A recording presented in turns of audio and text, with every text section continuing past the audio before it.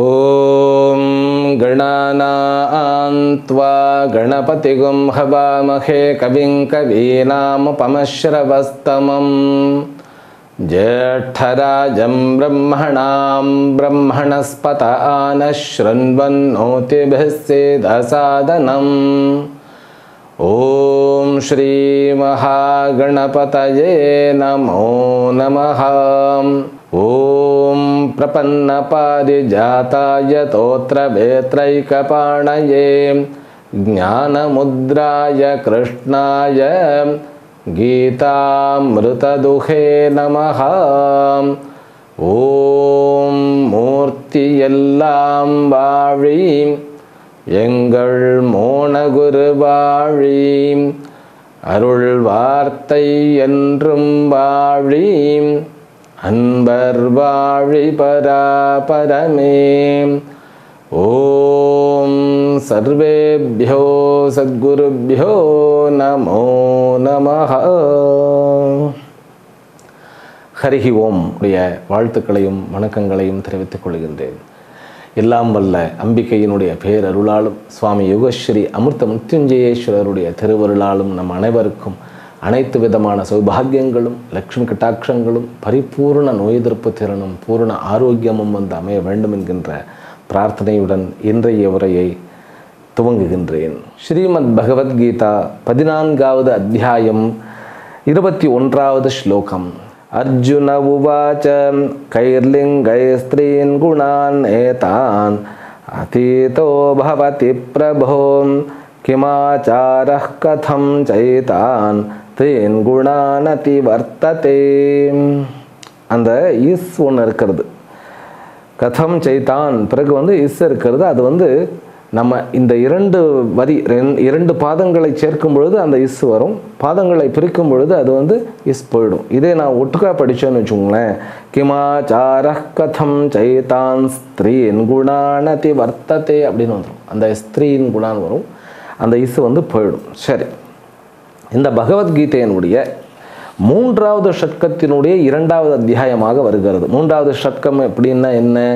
பகவத்கீதையை நம்ம 6 அத்தியாயங்களாக பிரிக்கின்றோம். முதல் 6 அத்தியாயங்கள் பிரதம ஷட்கம் அப்படின்னு சொல்லப்படுகிறது. ஷட்கம்னா 6 அத்தியாயங்களை கொண்ட ஒரு அம்சம், ஒரு பகுதி. 3வது 6 அத்தியாயங்கள், அதாவது 13வது அத்தியாயத்திலிருந்து 18வது அத்தியாயம் வரைக்கும் வரக்கூடிய 3வது ஷட்கத்தினுடைய 2வது அத்தியாயம், அதாவது 14வது அத்தியாயம் அப்படிங்கிறது அர்த்தம். அது ஏன் 3வது ஷட்கம்னு சொல்லி 3வதுல 2வது அத்தியாயம்னு ஏன் சுவாமிஜி சொல்லணும் அப்படின்னா, டாபிக் வைஸ் நமக்கு ஒரு கிளாரிட்டி கிடைக்கும். ஏனென்றால் 13வது அத்தியாயத்தில் ஜீவ பிரம்ம ஐக்கியமானது பேசப்பட்டது. முதல்ல 6 அத்தியாயங்கள் பிரதம ஷட்கம் என்று சொல்லப்படுவதில் ஜீவனை பற்றிய முழு ஞானம், ஜீவனுடைய நித்தியம் அனித்தியம் என்கின்ற 2 விஷயங்களை பற்றி பேசினோம். ரொம்ப டீட்டெயில்டாக நம்ம சரீரத்துக்குள்ள நிலையானது ஒன்று, நிலையற்றது ஒன்று அப்படின்னு இருக்கிறது. நம்ம சரீரம், மனம், புத்தி, இந்திரியங்கள், நம்மக்கிட்ட இருக்கக்கூடிய ஞானம், எண்ணங்கள், இவைகள் அத்தனையுமே என்ன அப்படின்னு கேட்டால் அனித்தியங்கள்.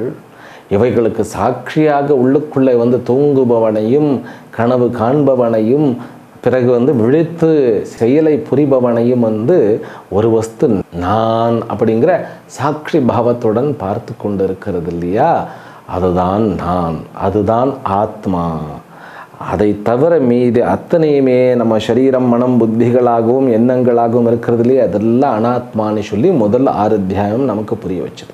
இந்த 2வது 6 அத்தியாயங்களிலும் இந்த உலகம், அதை உருவாக்கிய ஈஸ்வரன் அப்படிங்கிற மாதிரி 2 சமாச்சாரங்கள். அந்த ஈஸ்வரன் என்பவரும் நான் எப்படி என்னுடைய சரீரம் மனதிற்குள் அந்த நான் என்கின்ற உணர்வாக நான் என்னை அனுபவிக்கின்றேனோ, அதே போன்று ஒவ்வொரு பொருளிலும் இந்த உலகத்தில் இருக்கக்கூடிய எல்லா பொருளும் நீங்கள் எல்லாம் அது ஐம்பூதங்கள் ஆகட்டும், கடலுக்குள்ளே இருக்கிறதாகட்டும், கடலுக்கு வெளியில் இருக்கிறதாகட்டும், அல்ல ஆகாசத்தில் இருக்கக்கூடியதாகட்டும், எல்லா இடத்திலும் இருக்கக்கூடிய உயிரினங்களுக்குள்ளும் வஸ்துகளுக்குள்ளும் நமக்கு எப்படி ஒரு உணர்வு ஸ்வரூபம் இருக்கிறதோ, அது நம்மால் எப்படி நான் என்று அனுபவிக்கப்படுகிறதோ, அதே மாதிரி அவைகளுக்குள்ளும் ஒரு உணர்வு ஸ்வரூபம்தான் ஆதாரமாக இருந்து அவைகளை வழிநடத்துகிறது.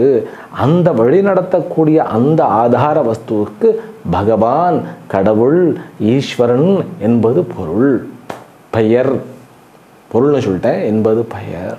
அப்போ அந்த ஈஸ்வர தத்துவம் என்பது எப்படி புரிந்து கொள்ளப்பட வேண்டும் அப்படிங்கிறதையும், ஈஸ்வர தத்துவத்தை புரிந்து கொள்ளும் பொழுது ஈஸ்வர தத்துவம் மட்டுமே சத்தியமான வஸ்து, வெளியில் தோன்றுகின்ற இந்த உலகமாக தோன்றுகின்ற அத்துணையுமே மித்யா, அதாவது அசத்தியமான வஸ்து அப்படின்னு சொல்லி 2வது ஷட்கத்தில் நாம் புரிந்து கொண்டோம்.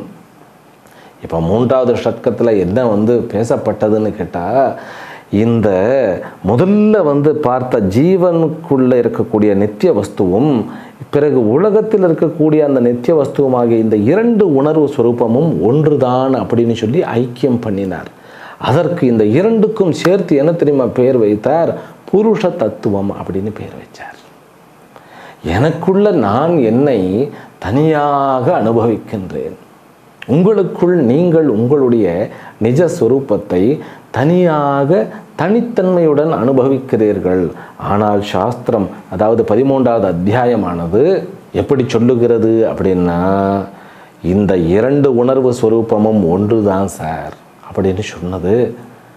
சரி, இந்த 2 உணர்வு ஸ்வரூபங்கள் இருக்கிறது இல்லையா, இதை 2ஆக பிரிப்பது எதுன்னு கேட்டால் அதுதான் சார் பிரகிருத்தியினுடைய அமைப்பு, அதுதான் பிரகிருதி தத்துவம் என்று பிரகிருதி புருஷ தத்துவங்களாக 13வது அத்தியாயத்தில் ரொம்பவும் அழகாக இவர் அழகாக நமக்கு புரிய வைத்தார்.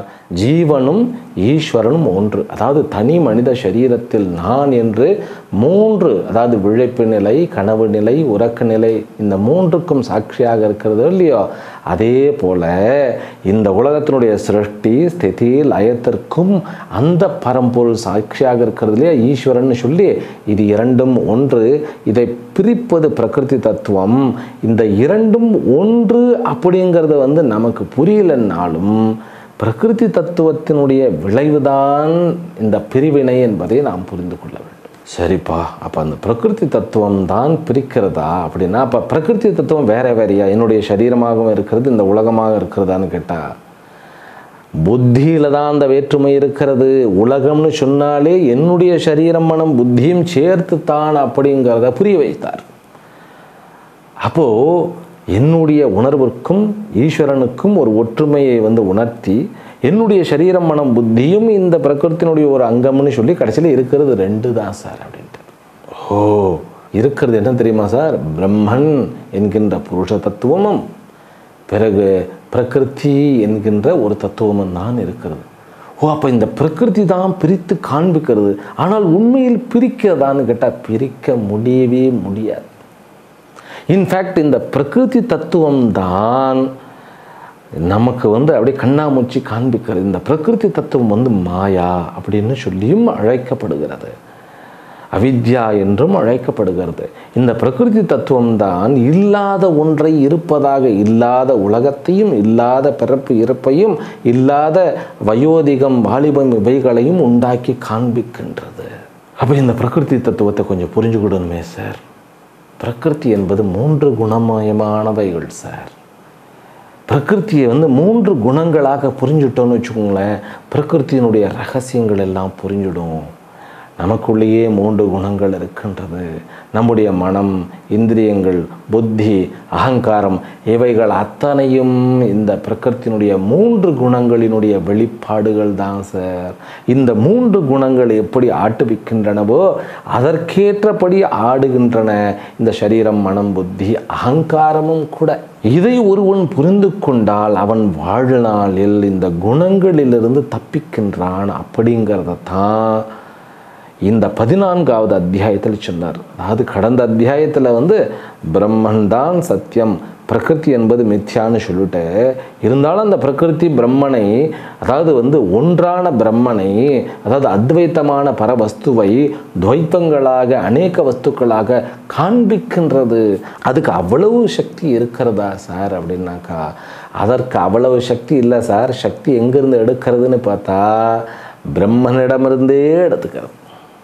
சரி, அதை இன்னும் கொஞ்சம் நல்லா புரிஞ்சுக்கிடணும்னாக்கா அதற்குத்தான் இந்த அத்தியாயம் 3 குணங்களாக, இந்த குணங்களினுடைய லக்ஷணம், பந்தன பிரகாரம், லிங்கம், பலம், கதிகி அப்படின்னு சொல்லி 5 விஷயங்களாக நமக்கு 5வது ஸ்லோகத்திலிருந்து 18வது ஸ்லோகம் வரைக்கும் புரிய வைத்தார். 3 குணங்களை புரிய வைப்பதன் மூலமாக பிரகிருதியினுடைய முழு அந்த செயல்பாடுகள் என்ன என்பதை நாம் புரிந்து கொள்ள முடியும். அதற்காக தான் இந்த டீச்சிங். அப்போ பிரகிருதியை புரிந்து கொண்டால் பிரகிருதிக்கு அப்பாற்பட்டு, இந்த குணங்களுக்கு அப்பாற்பட்டு இருக்கக்கூடிய பரவஸ்துவை நான் உணர்ந்து கொள்ள முடியும். அந்த பரவஸ்துவே தான் குணாதீதன் என்று அழைக்கப்படுகிறது. இப்போ 18வது ஸ்லோகம் வரைக்கும் சொல்லிட்டார். இதை உணர்ந்து கொண்டவர்கள் ஊர்துவம் கச்சந்தி சத்வஸ்தாகா. அதாவது இதை என்னாக்க இந்த குணங்களினுடைய அந்த வேரியேஷன்ஸ், இயல்புகள், அதனுடைய பிரயோஜனங்கள், இவைகள்லாம் தெரிஞ்சுக்கிட்டா சத்துவ குணம் மேலே கொண்டு போகிறது, ரஜஸ் இடையிலேயே நிறுத்துகிறது, தமோ குணம் கீழே நம்மை அடைய செய்கிறது அப்படின்னு சொல்லி புரிந்து கொண்டவன் உண்மையிலேயே குணாதீத வஸ்துவை அடைய தகுதி உடைத்தவன் ஆகிறான் அப்படின்னு சொல்லி 19 மற்றும் 20 ஆகிய இந்த 2 ஸ்லோகங்களில் குணாதீதனை பற்றி பேசுகிறார். இந்த 3 குணங்கள் தான் கர்த்தாவாக இருக்கின்றன. குணாதீத வஸ்துவாகிய குணங்களுக்கு அப்பாற்பட்டு, ஆனால் குணங்களுக்கு ஆதாரமாக இருக்கக்கூடிய அந்த நான் என்கின்ற ஆத்மா அல்லது பிரம்மன் என்று சொல்லப்படுகிற அந்த வஸ்து என்றைக்கும் கர்மத்தை புரிவதில்லை என்பதை 19, 20 ஆகிய இந்த 2 ஸ்லோகத்திலையும் சொன்னார். அப்போது 5வது ஸ்லோகத்திலிருந்து 18வது ஸ்லோகம் வரைக்கும் கிட்டத்தட்ட பார்த்தா எத்தனை ஸ்லோகம்? 13 ஸ்லோகங்களாக சொல்லி கொண்டு வந்தது எதற்காகன்னு கேட்டால், இந்த 2 ஸ்லோகங்களில் சொன்னதை புரியறதுக்காக, குணாதீத வஸ்துவை புரிந்து கொள்வதற்காக. இந்த 20வது ஸ்லோகத்தில் சொல்கிறார், ஏதான் தேகசமுத்பவான் 3 குணான் அதீத்திய தேஹி ஜன்ம மிருத்யு ஜரா துக்கைஹி விமுக்தா அமிர்தம் அஷ்ணுதே. சார், குணங்களுக்குள்ளதான் சார் குணங்கள் அற்றது இருக்குது. சுவாமிகளே, நீங்கள் சொல்கிறது கொஞ்சம் புரியவே இல்லையே, அப்படியே எங்கேயோ தலைக்கு மேலே போகிற மாதிரி தெரியுதே அப்படின்னு சொல்கிறவர்களுக்கு சிம்பிளாக சொல்கிறேன். நம்ம சரீரம், மனம், புத்தியெல்லாம் இருக்கிறது இல்லையா, இவைகளை நம்ம என்ன பண்ணுறோம், எலும்பாக, மஜ்ஜையாக, பிறகு பிறந்த சரீரமாக 5 பூதங்களினுடைய கலவையாக பார்த்தோம் இல்லையா? கிடையாது. 3 குணங்களினுடைய வெளிப்பாடாக பார்க்கணும். இந்த 3 குணங்களினுடைய அந்த மாறுபாடுகளும் செயல்பாடுகளும் அந்த ஒரு விஷயத்தை பாதிக்கிறது இல்லை. அந்த விஷயம் எதுன்னு கேட்டால் நான் உங்களுக்குள்ளே இருக்கிறது. அப்போ பிறப்பு என்பது இந்த 3 குணங்களினுடைய ஒரு தோற்றம், ஒரு வெளிப்பாடு. வயோதிகம், வாலிபம், நோய், ஆரோக்கியம், சந்தோஷம், துக்கம், பொறாமை, கோபம், வெறுப்பு எல்லாமே இந்த 3 குணங்களுடைய பரிணாமம். சொத்து இருக்கிறது, சொத்து இல்லாமல் இருக்கிறது, எல்லாமே 3 குணங்களுடைய பரிணாமம். சம்டைம்ஸ் நீங்கள் பார்த்தீங்கன்னா அப்படியே தூக்கம் தள்ளும் பாருங்களேன், தமோ குணம் சார். அப்போ இந்த 3 குணங்கள் மயமான இந்த சரீரத்தை புரிந்து கொள்ளும் பொழுது குணங்களுக்கு அப்பாற்பட்ட இந்த 3 குணங்களையும், நேற்றைக்கு கார்த்தால அப்படி மனசு சொல்லப்போனால் அப்படி சாந்தமாக இருந்தது தெரியுமா உங்களுக்கு அப்படிமோ. அப்போ சாந்தமான இருந்த மனசுக்கும் ஃப்ளக்சுவேஷனோடு இருக்கக்கூடிய மனசிற்கும் வித்தியாசம் புரிகிறது. எப்படி சார்? அங்கு சாந்தமாக இருக்கும் பொழுது அதற்கும் சாட்சியாக, அலைகழிக்கக்கூடிய மனதை கொண்டிருக்கும் பொழுது அதற்கு சாட்சியாக, தூங்கும் பொழுதும் அதற்கும் சாட்சியாக ஒன்று உள்ளுக்குள்ள குணங்களை தாண்டி இருப்பதை நம்மால் உணர்ந்து கொள்ள முடிகிறது. அப்படி உணர்கின்ற ஒருவர் குணங்களை கடந்து போகிறார். குணங்களை, இது டிரான்சென்டென்டல் மெடிடேஷன் சொல்லி பெரிய ஃபேமஸான ஒரு மெடிடேஷன் இது. அப்படியே கடந்து சரீரத்தை கடந்து உள்முகமாக சென்று உட்கடந்து செல்லுவார் மெடிடேஷன் செய்பவர் அப்படின்னு சொல்லுவாங்க. ரியலைசேஷன், அந்த புத்திக்கு அந்த சக்தி இருக்கிறது. நம்ம சாட்சியாக இருக்கக்கூடிய அந்த அந்த ஒரு நிலையை புரிந்து கொண்டால் போதும். அதை நம்ம அந்த சாட்சியை நாம் பார்க்கணும்னு நினைக்கக்கூடாது. பார்ப்பவனே அந்த சாட்சி தான். காண்பவன், உணர்பவன், சாட்சிமயமாக இருப்பவன். அப்படி 3 குணங்களை உட்கடந்து எவன் ஒருவன் குணாதீதன் என்கின்ற வஸ்துவை உணர்ந்து கொள்ளுகின்றானோ அவன் அழியாத பெருநிலையை அடைகின்றான். இறப்பும் பிறப்பும் அவரை ஒன்றும் செய்வது இல்லை. ரொம்ப அழகாக சொல்லப்பட்டிருக்கிறது. பிறப்பும் இறப்பும் அவருக்கு இல்லை. அமிர்தம் அஷ்ணுதே. இது எப்படி சார் சாத்தியம் அப்படின்னா, அதற்குத்தான் ஒரு குரு வேண்டும். அவ்வளவு ஈஸியாக கிடைச்சிருமா? புஸ்தகத்தை படித்தாலே கிடைச்சிருமான்னு கேட்டால் புரியும், ஆனால் புரியாது. என்ன சுவாமிஜி புரியும் ஆனால் புரியாதுன்னு ஏதோ மாதிரி பேசுகிறேன் அப்படின்னாக்கா, புத்தி ரீதியாக புரிஞ்சிடும். ஆனால் அது அந்த காரியத்திற்கு, விவகாரத்திற்கு, நடைமுறைக்கு அது ஒத்து வராது. அதுக்கு என்ன பண்ணணும் அப்படின்னு கேட்டால், தத்வித்தி பிரணிபாத்தேன பரிப்ரஷ்னேன சேவையா உபதேக்ஷந்தி தே ஞானம் ஞானினஸ்தத்வதர்ஷினஹா. ஒரு குருவை நாடி அந்த குருவுக்கு பணிவிடைகள் செய்து, குருவுக்கு பணிவிடை செய்கிறதுன்னா என்ன? அவருக்கு சாஸ்திரத்திற்கு பணிவிடையாக, ஈஸ்வரனுக்கு பணிவிடையாக செய்வது தான் குருவனுடைய பணிவிடை. குருன்னா என்ன? சரீரம் மனம் புத்தியன சாஸ்திரம், ரத்தம் நாளம் இவைகளிலெல்லாம் சாஸ்திரம் இருந்தால்தான் அவர் குரு. அவருடைய பேச்சும் அவருடைய நடவடிக்கையும் அவருடைய ஒவ்வொரு அந்த வெளிப்பாடும் ஞானம் ஞானம் ஞானம். அப்படிப்பட்டவாளோட கூட இருந்தோம்னு வச்சுக்கோங்களேன், அது என்ன சொல்லுவான்னு கேட்டால், இந்த நெருப்பில் ஒரு இரும்பு குண்டை போட்டால் என்ன ஆகிடும்? அதுவும் தன்னால் இரும்பு குண்டாக மாறிடும். இந்த உதாரணம் சொல்லக்கூடாது சொல்லப்போனால், இருந்தாலும் இந்த குளவி கொட்டி கொட்டி கொட்டி இந்த ஈசலா தேனியா அது குளவியாகவே மாறிடும்னு அதுக்கு ஒரு உதாரணம் சொல்லுவாங்க.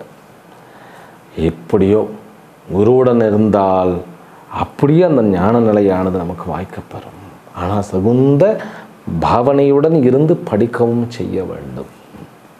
அப்படி படித்தா தான் சரி வரும். இதுதான் அர்ஜுனனுக்கும் இப்போ எனக்கு புரிகிற மாதிரி இருக்கிறது. இருந்தாலும் இன்னும் கொஞ்சம் விளக்குங்களேன்.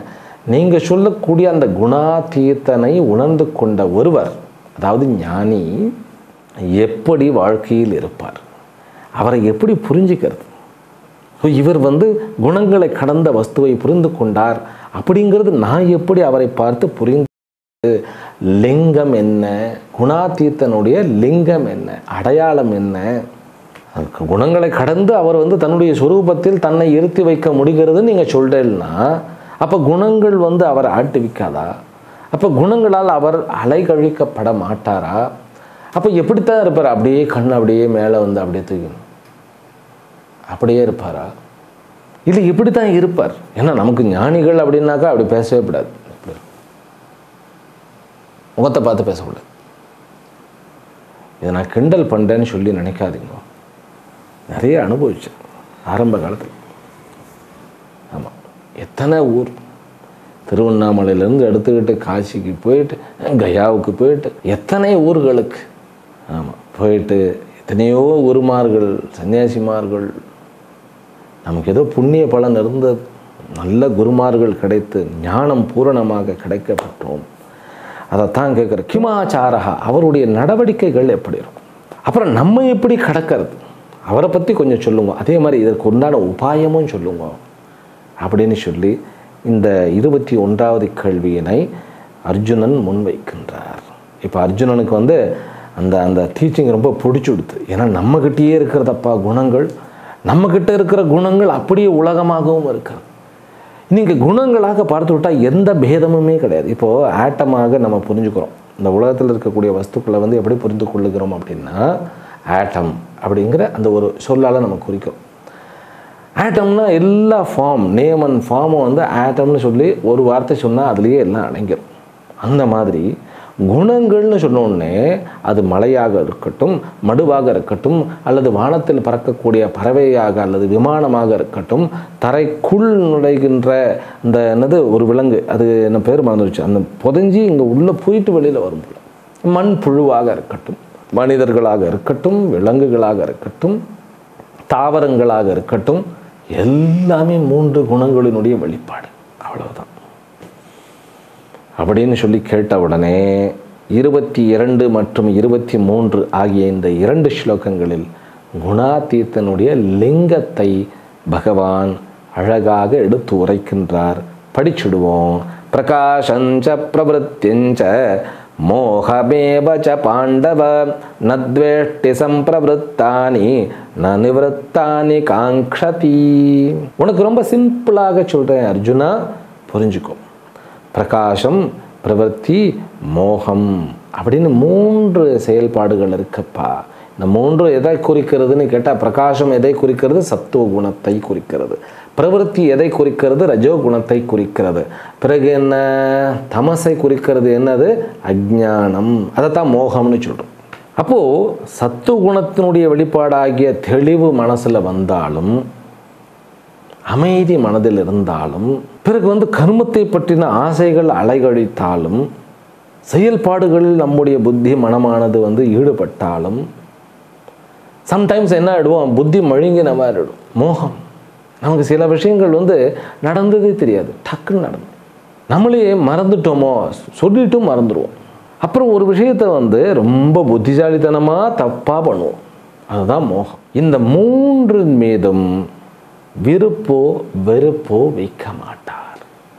சரி, இந்த 3 எங்கே சார் இருக்குது அப்படின்னாக்கா, இல்லை ஞானியனுடைய பக்கத்து வீட்டில் இருக்கிறது, இல்லைன்னா ஞானியனுடைய அந்த வாசப்படியில் இருக்கிறது, அதனால் அவர் வெறுக்க மாட்டார். 3 சரீரம் மனம் புத்தியாக இருந்து கொண்டு அகங்காரம் என்கின்ற வடிவிலேயே இருக்கின்றது. அப்போ எவ்வளோ அப்சர்வன்ஸ் வேணும் பாருங்களேன், விழிப்புணர்வு. நான் டென்ஷனாக இருக்கேன், ஒருத்தர் சொல்லாருன்னு வச்சுக்கோங்களேன், நான் ரொம்ப டென்ஷனாக இருக்கேன்னாக்கா, தான் டென்ஷனாக இருக்கின்றோம் அப்படிங்கிறது அவருக்கு புரிஞ்சிருக்கிறது. அப்போ நீங்கள் என்ன சொல்லணும் அவர்கிட்ட? டென்ஷனாக இருக்கீங்கன்னு தெரியல, அமைதியாக உட்காருங்க. அது அவர் கையில் தான் இருக்கிறது. அமைதியாக உட்கார்ந்து முடிஞ்சு போச்சு. அமைதியாக இருக்கு, ரிலாக்ஸ்ட். அந்த மாதிரி இங்கே அகங்காரம் முதற்கொண்டு இந்த ஸ்தூல சரீரம் வரைக்கும் இருக்கக்கூடிய, அது மட்டும் இல்லை விஷயங்கள் வடிவில் இருக்கக்கூடிய, ஃபார் எக்ஸாம்பிள் சம்டைம்ஸ் என்ன ஆகிடும், நமக்கே தெரியாமல் ஒரு பொருள் மேலே தீவிர பற்று வந்துடும். அதை எப்படியாவது அடைஞ்சிடணும். நல்லவர்களுக்கும் அதே மாதிரி இளைஞர்கள், முதியவர்கள், இதெல்லாம் விதிவிலக்கே கிடையாது.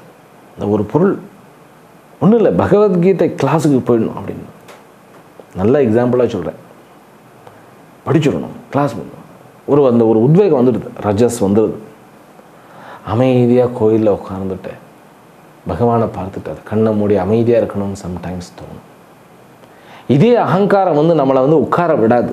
இந்த பொருளை நீ அந்த பொருள் இல்லைன்னா நம்மளே இல்லைன்னு தோணும், ஆர்ப்பாட்டம் பண்ணும். அதே போன்று அதே மனம், அதே அகங்காரம் அமைதியாக எதையும் நாடாது. சம்டைம்ஸ் அதே மனம் தேவையில்லாத ஒரு விஷயத்திற்காக தேம்பி தேம்பி அழவும் செய்யும். அதெல்லாம் மோகம். ஒன்றையும் விரும்பவும் மாட்டார், வெறுக்கவும் மாட்டார். குணங்களில் பிரவேசிக்கின்றன. இதே வார்த்தை பகவத்கீதையில் இருக்கிறது. சாட்சியோட மட்டும் இருப்பார் அவர். அப்போ இவர் எந்த காரியத்தையும் செய்ய மாட்டாரா அப்படின்னா அப்படி இல்லை. நார்மலாக செய்ய வேண்டிய காரியத்தை செய்து கொண்டிருப்பார். ஆனால் பிரம்மண்யாதாய கர்மாணி சங்கம் தெக்த்வா தனஞ்சய அப்படிங்கிற மாதிரி சாட்சியில் தன்னை நிலைநிறுத்தி இருப்பார்.